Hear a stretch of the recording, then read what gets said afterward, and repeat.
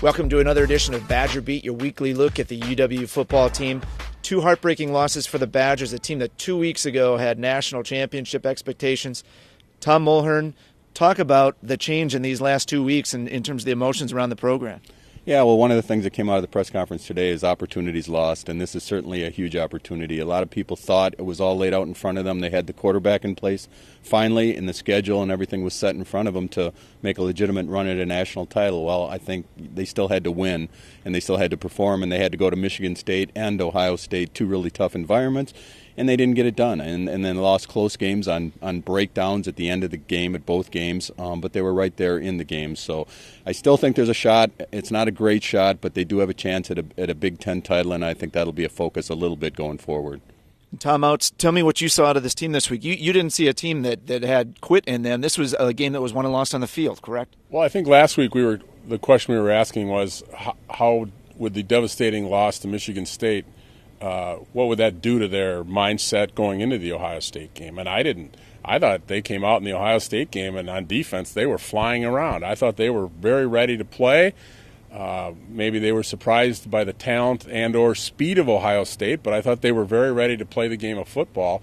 And given the mentality of this program, I'd be a little bit surprised if they didn't come out again ready to play, because they're pretty good at putting things behind them and not letting them affect them much.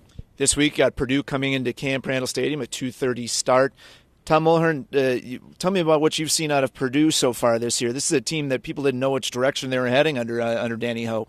Yeah, a little bit of a surprise, I think. Illinois, at least in the leaders division, was probably the early surprise. Now I think it could be Purdue. A lot of players back from last year, a decent defense, So they haven't, they beat Illinois, I think it is, but they're still looking for a signature win, and I'm sure this weekend would certainly qualify. But I think there's a massive teams in the middle that are hard to figure out in the Big Ten, and I think they're one of those with potential to be better, and I guess we'll see Saturday.